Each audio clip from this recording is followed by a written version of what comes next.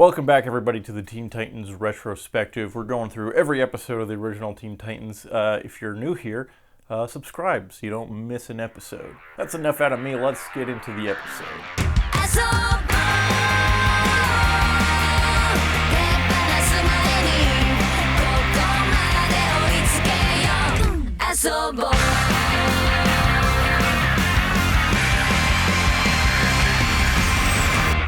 This is Season 2, Episode 10, Betrayal. Written by Amy Wolfram and directed by Alex Soto. Gee, I wonder if someone is gonna get betrayed in this episode. I sure hope not. We're picking things back up with the Terra arc this week, but let's get into the plot. So we open with a brief action sequence. The Titans are fighting some Slade bots who are up to no good. Terra is, of course, a full member of the team at this point, so we get a nice little sequence of her helping the Titans out, using her powers to assist with the other Titans. Kind of fun action sequence. This is followed by the scene of the Titans hanging out back at the tower, sort of just reaffirming that Terra is a part of the team and everyone's like happy to have her there. The Titans all go to bed, but Terra stays up late, looking pretty sus on her computer. However, Beast Boy is also still up late. He gifts Terra this little treasure box that he apparently made himself. It's got this like heart-shaped mirror in it, and I'm wondering if that's an intentional motif because mirrors show up again later in the episode. So we'll get back to that. He asks Terra out on a date. It's been pretty obvious to us the last few episodes that Beast Boy has a crush on Terra. Here he fully commits to asking her out, and Terra is hesitant at first, but then agrees to go out with him. Do you trust me? Do you trust me? I can show you the world. Terra and Beast Boy end up at this diner. They get some pie. It's kind of cute. Meanwhile, back at the tower, the rest of the Titans are faced with an army of Slade bots that are somehow able to sneak past the security, and now they're all fighting them. And Terra and Beast Boy are conveniently not present while this happens. So the other Titans are fighting some robots, but Terra and Beast Boy continue their date. They go to this like theme park, possibly the same theme park we saw way back early on where Robin and Starfire spent some time at the episode Sisters. But that's just my theory. And it's cute and fun. We get a little montage of them enjoying spending time with each other and going on different rides and stuff. Cue the Danny Phantom date montage music.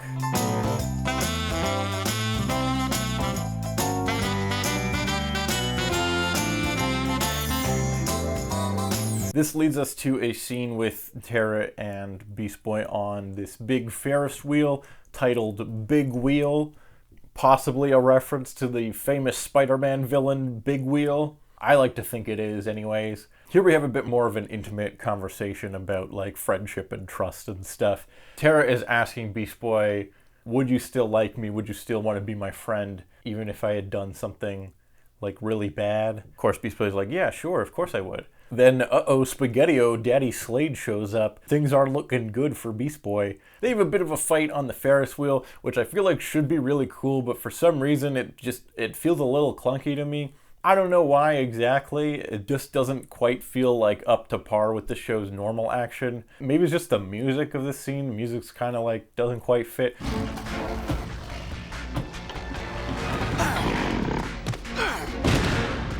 I don't know, for some reason I didn't like this scene that much, even though conceptually it should be really cool. Beast Boy and Terra escape from Slade for the moment and they think, oh, quick, let's hide in this house of mirrors. Surely we'll be safe here. Apparently they've never played Spider-Man 2 or seen any movie ever. So of course we get like a creepy scene of them going through the house of mirrors, but then like, ooh, Slade's there, but they try to punch him and oh, he's just a mirror. You get it.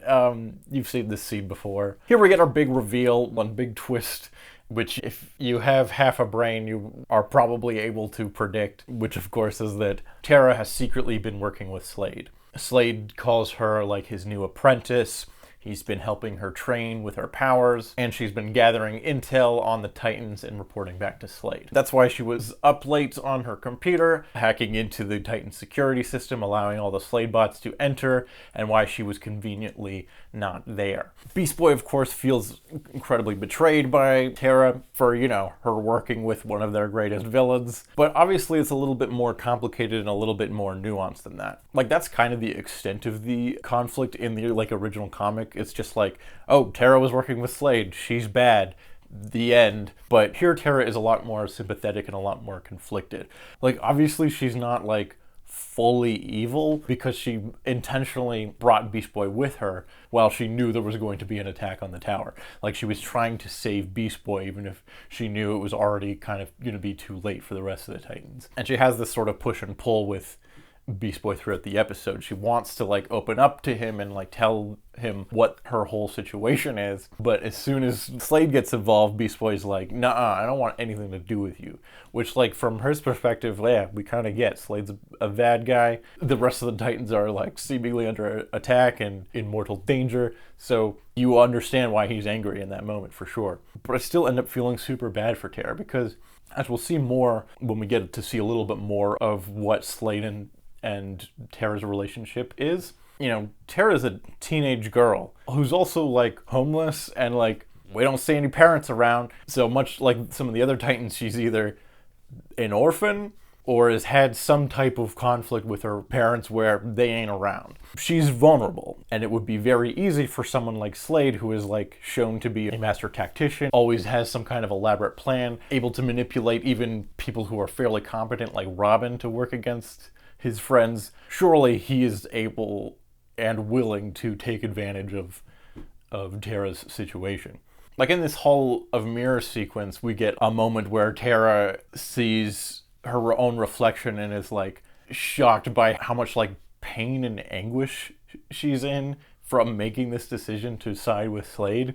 And maybe I'm reading into it a little bit too much, but whatever, that's what we're doing here. It's contrasted nicely by the mirror motif earlier in the episode where Beast Boy gives her this like shiny heart box with a mirror. Actually, no, and there's a third moment, I forgot. So this is intentional because it's rule of threes.